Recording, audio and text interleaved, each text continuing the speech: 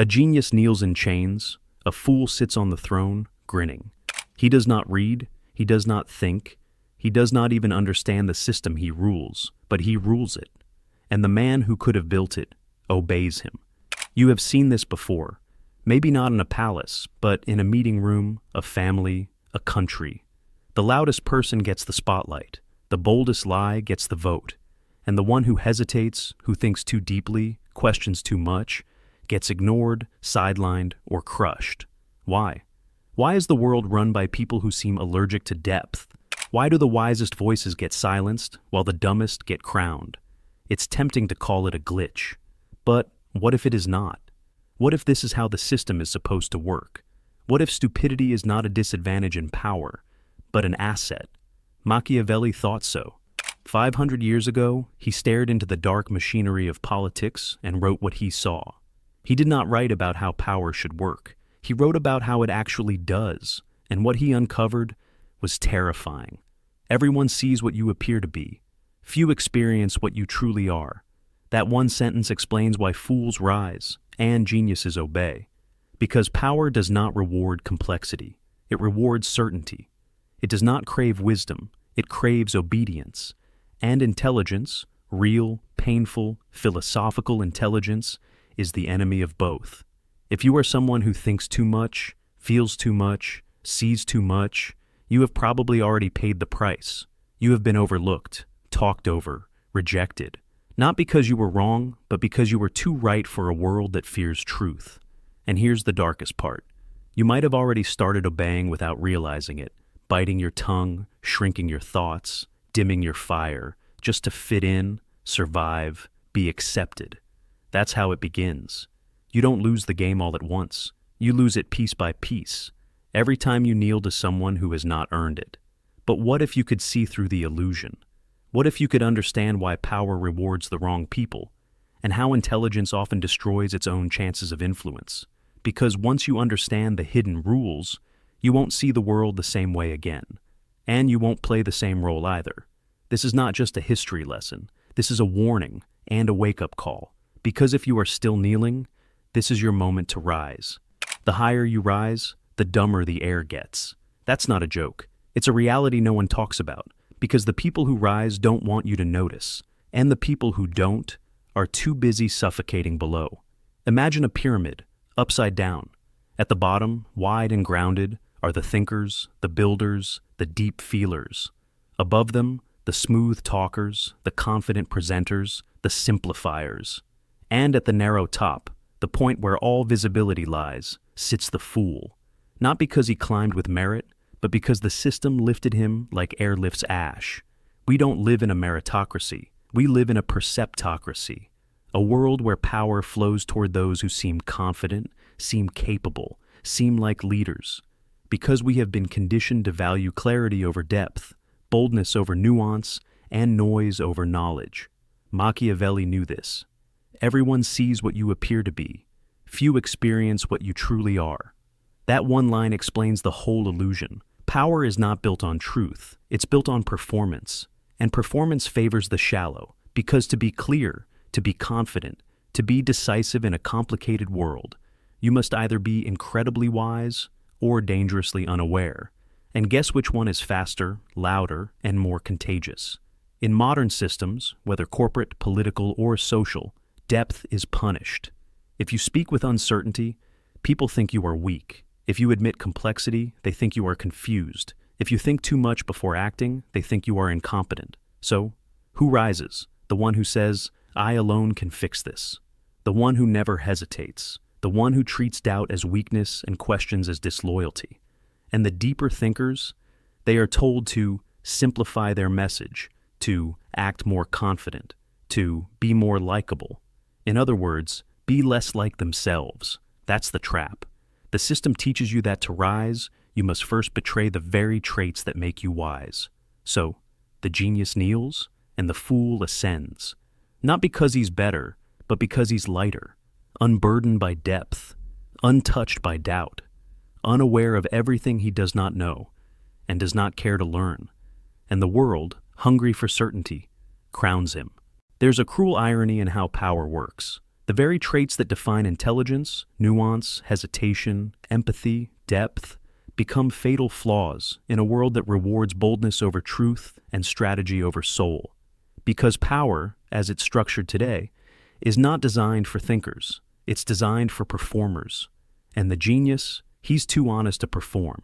Let's start with Socrates. He questioned everything, refused to give simple answers, and prioritized truth over popularity. He did not flatter the crowd, he challenged them. And what did he get for it? He was sentenced to death. Not for what he did, but for what he represented. A mirror the mob could not bear to look into. Now, contrast that with any populist in history. The ones who rise not by deep truths, but by loud certainties. They tell people exactly what they want to hear. No complexity, no caveats, just slogans and promises. That's what wins elections, not, I don't know, not, it's complicated, but I alone can fix it. Next, Nikola Tesla versus Thomas Edison. Tesla was a visionary. He saw a future no one else could, but he was quiet, awkward, philosophical. He was not interested in fame. He wanted to elevate humanity. Edison, on the other hand, was a master of perception. He was loud, political, ruthless, and while Tesla revolutionized the world, Edison branded it. Guess who became the icon? Tesla died alone, broke, and largely forgotten. Edison became a legend, because history is not written by the deepest thinker. It's written by the best self-promoter. Or consider Cicero versus Julius Caesar. Cicero was the moral voice of Rome, brilliant, ethical, idealistic. He believed in law, in the republic, in justice. Caesar believed in winning. And when the game turned brutal, Cicero's integrity made him predictable. Caesar's ambition made him unstoppable. One was remembered as a tragic hero. The other, as a ruler who rewrote the rules entirely. Here's the pattern. Geniuses fail in power games because they play by rules that no one else respects. They hesitate when others strike. They overthink while others act. They assume good intentions while others exploit every weakness. And worst of all, they project their own depth onto others. They assume others are also thinking, also feeling, also weighing consequences. But they're not. They're calculating optics. They're rehearsing sound bites. They're manipulating appearances. And the genius is playing chess with someone who's flipping the board. That's what makes intelligence a strategic liability. But there's a deeper layer. It's not just about being outmaneuvered. It's about being morally bound. Because most intelligent people aren't just smart. They're sensitive. They care. They want truth to matter. They want to play fair. And that's where they lose. Power isn't fair. It's not interested in your ethics or insight. It's interested in control. So, when an intelligent person rises into a power structure, they become a threat. Not because they'll fail, but because they'll expose the game. They'll question the rules. They'll make others uncomfortable. And that's why they're rejected before they can rise. Or worse, tolerated only as long as they stay quiet. So the genius fails. Not because he's weak, but because he believes that truth, reason, and virtue are enough. They're not. Not in a world where perception is king and dominance is mistaken for leadership. Until the genius learns to see the system clearly, he will keep kneeling before men he should have replaced. The fool does not rise in spite of his stupidity. He rises because of it. He does not doubt. He does not hesitate. He does not reflect. And in a world addicted to confidence, that makes him look powerful. This is not just a cultural trend. It's a cognitive glitch built into human psychology. It's called the Dunning-Kruger effect. The less someone knows, the more confident they are in what they think they know. Meanwhile, the truly intelligent, they're haunted by how much they don't know. They question themselves, they double-check, they speak in probabilities, not promises. And guess who the crowd listens to? Not the one who says, there are multiple factors at play, and we must proceed carefully. But the one who shouts, I have the answer, follow me. Because confidence, no matter how unfounded, feels like leadership. And so, the fool rises. He rises in meetings, where the loudest voice drowns out the most valuable insight. He rises in politics, where performance matters more than policy. He rises in companies, where charisma secures investment before competence does. You've seen it. The CEO who sells a vision built on vapor, praised as a visionary. The influencer who offers simplistic life advice, celebrated as a guru. The politician who promises everything to everyone, elected in a landslide. They aren't rewarded for truth, they're rewarded for certainty. Because people don't want to be educated. They want to be reassured. They want a leader who tells them what to think, what to fear, and who to blame. Not someone who makes them uncomfortable with complexity. And the fool? He gives them exactly what they crave. He speaks in absolutes. He radiates false certainty. And he does it with a smile. Meanwhile, the wise man is dismissed as too complicated, too cautious, too weak. But here's the twist. The fool isn't accidentally confident. He's chemically confident. Psychologists have found that narcissists and sociopaths are more likely to rise in corporate and political structures. Why? Because their emotional wiring rewards boldness without fear, manipulation without guilt, confidence without competence. And the crowd, they fall for it, again and again. Elizabeth Holmes built a multi-billion-dollar company on fake science because her voice never trembled. WeWork's Adam Neumann created a cult of personality while burning billions. Populist leaders across the globe speak in extremes, attack nuance, and rise to power, while the reasonable, reflective, thoughtful voices are sidelined. Because the system isn't broken, it's working exactly as it was built. It rewards volume over value, appearance over ability, and bold lies over complex truths. So, the fool rises, not because he's worthy, but because he plays the only game the system respects, certainty. And in a world terrified of doubt, nothing is more seductive than a confident idiot. The fool does not just rise, he fortifies. Because once incompetence sits on the throne, it does not tolerate wisdom, it fears it. And that fear becomes policy. Machiavelli wrote, "The first sign of a ruler's intelligence is the men he keeps around him." Incompetent rulers, knowingly or not, surround themselves with weaker minds, softer voices, and duller sparks. Not because they want progress, but because they want control. Think about it. What's more dangerous to a fool in power? A sycophant who obeys, or a thinker who questions? The answer is obvious, so the system purges the thinkers. It rewards the obedient. And what was once just a single fool becomes a fortress of stupidity. Silence becomes safety. Anyone who asks, why, gets labeled difficult. Anyone who says, this isn't working, gets labeled disloyal. And anyone who's too competent, too insightful, too different, gets quietly removed. What rises in their place? Yes men. Echo chambers. Blind loyalty masked as team spirit. And it's not just at the top. The effect trickles down. A dumb boss hires a slightly dumber manager, who hires an even dumber assistant. Not because they're all incapable, but because each one learned the unspoken rule, never threaten the throne above you. And so, the chain of mediocrity forms, not by chance, but by design. It's not a hierarchy of skill, it's a pyramid of submission, where every level is built to protect the fragile ego above it. We see it everywhere, in politics, where positions go to loyalists, not leaders. In corporations, where innovation is crushed because it threatens legacy systems. In media, where critical voices are sidelined for fear of controversy. Even in families, social circles, and classrooms, the smartest kid learns to stay quiet because speaking up just makes people uncomfortable. That's how stupidity self-replicates. It doesn't just survive, it spreads. It infects cultures. It normalizes incompetence. It rewards conformity. Until eventually, the whole system becomes resistant to intelligence, and the few who still think, they're exhausted, burned out, mocked for caring too much in a world that pretends not to notice. That's not dysfunction, that's defense. Because once the fool has power, his greatest threat is someone who actually deserves it.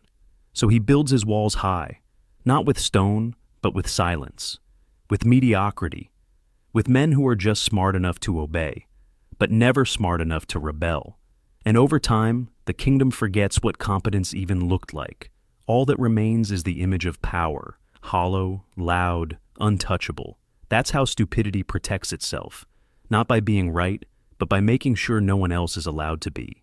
The fool rises, but not alone. He's lifted, by us. We don't just allow stupidity to rule. We invite it. We cheer it on. We call it decisive, strong, relatable. And when it fails, we look for another fool to take its place. Why? Because we're not as rational as we think. The human brain does not crave truth. It craves certainty. And in an uncertain world, certainty is more addictive than heroin. Real experts say, it depends. Let's look at the data. There are many variables. Manipulators say, I alone have the answer. Follow me. And guess which voice feels better to listen to? That's the trick. We're not being fooled. We're choosing to be fooled because the alternative is too uncomfortable. We want clarity, even if it's fake. We want confidence, even if it's empty. We want comfort, even if it costs us truth. It's a psychological shortcut hardwired into our biology. When we're confused, afraid, or overwhelmed, we default to the person who seems most certain. It's called cognitive closure, the brain's urge to resolve ambiguity, no matter the cost. It's not intelligence that determines who we follow. It's emotional safety. So we follow the confident one, the loud one, the one who speaks in absolutes because their certainty feels like protection. Meanwhile, the wise man, who's actually telling us the truth, sounds uncertain, complex, even hesitant. And we interpret that as weakness. Think of the scientist explaining climate change with graphs and ranges, versus the politician shouting, it's all fake. One is honest, the other is simple. And simplicity sells. Or consider the doctor who says, this treatment might work, but it depends on your genetics. Versus the guru who says, this herb will heal you instantly. We trust the guru, not because they're right, but because they remove our fear. And fear is what fuels the fool's rise. When life feels complex, we cling to whatever sounds sure. When truth feels heavy, we reach for whatever feels light. When we're drowning in nuance, we beg for someone to say, it's not your fault. Here's the answer. Just follow me. And so we do. Over and over again. Not because we believe them, but because we want to. We outsource our thinking. We silence our doubts. And we punish those who remind us how little we know. We don't want the wise man. He reminds us that the world is complicated, that the answers aren't easy, that we'll have to grow. We want the fool. He makes it sound simple. So we hand him the crown. The smarter you are, the more you hesitate. Not because you're weak, but because you see consequences. You feel the weight of every choice. You know that every decision ripples beyond you. That's wisdom. But in power, that's also suicide. Because the game of power doesn't reward integrity. It rewards audacity. And the ones who win are not the ones who ask, is this right? They're the ones who ask, can I get away with it? Machiavelli understood this. He didn't flinch from it. In fact, he wrote the rulebook on it. A prince must learn how not to be good. That's not a suggestion. That's a survival tactic. Because when everyone else is lying, cheating, manipulating, and bending the rules, the one who plays fair is easy to destroy. They're predictable. They're bound. They hold themselves back. And in a system where success means winning at all costs, hesitation is death. Look through history. Cicero was brilliant and principled. He believed in the Republic, but while he followed the rules, Caesar broke them and seized the empire. Ethical candidates speak in truth, complexity, and humility. But their opponents lie, simplify, and smear, and the crowd cheers louder. Because in power games, morality isn't armor, it's a leash. And the more intelligent someone is, the more they carry this moral weight. They want to do the right thing. They think before they act. They restrain themselves when others lash out. But that restraint, it's costly. Because their opponents, often less intelligent, certainly less ethical, have no such burden. They cross lines without guilt. They make promises they'll never keep. They manipulate, deceive, dominate. And in a twisted way, that makes them more effective. Because power, in its raw form, doesn't care about virtue. It respects boldness. It fears unpredictability. It rewards the one who plays dirty and wins. That's the brutal paradox. The wise man questions himself. The fool convinces everyone he has no doubts. And in a room full of noise, the one who speaks last is never heard. So what happens? The smart man sits in the shadows, waiting for a fair game that never comes. while the ruthless rise, unburdened, unafraid, and untouched. That's the moral handicap. It doesn't mean intelligence loses because it's weak. It loses because it refuses to become what it despises. And in a world that crowns the bold, not the good, that refusal can cost you everything. Incompetence is not always loud. Sometimes it wears a suit. Sometimes it shakes your hand. Sometimes it sits quietly behind a desk, collecting a paycheck for doing nothing. Because when a fool rises to power, he doesn't just stay there by luck. He stays because the system reshapes itself around him until failure becomes invisible and accountability becomes a myth. That's the rot. And it spreads fast. In systems where results are hard to measure, where feedback is delayed, buried, or twisted, no one knows who's actually doing their job. And that's where the fool thrives. Think of politics. When something goes wrong, who gets blamed? The previous administration, the media, the weather, never the person in charge. Think of corporations. Middle managers who build nothing, fix nothing, lead nothing, yet climb the ladder. Why? Because they know how to look busy. They know how to say the right things in meetings. They know how to nod when the boss speaks and smile when the numbers lie. And if something collapses, there's always someone else to point to, or a rebrand, or a press release. The truth is buried, failure is dressed up, and incompetence, it becomes institutionalized. Here's how it works. Delay replaces decision-making, spin replaces strategy, and tribalism replaces truth. In this world, truth doesn't matter unless your side says it. Loyalty matters more than logic. Optics matter more than outcomes. And that's how tribal identity protects the fool. He doesn't need to be right. He just needs to signal allegiance, to speak the language of the tribe, to create enemies, to distract with outrage and divide with labels. Because when a system becomes tribal, criticism equals betrayal, questions equals disloyalty. And the only way to survive is to submit, conform, or disappear. Add chaos to the mix, economic fear, media noise, constant crisis, and the rot becomes irreversible. No one has time to think. No one has the energy to resist. And so, we adapt to dysfunction and call it normal. That's the final phase of incompetence, when it no longer shocks us, when we stop expecting anything better, when we stop asking questions because we already know the answers will be lies. In this rot, the wise man becomes dangerous, not because he's radical, but because he remembers what competence looked like, and the system can't allow that.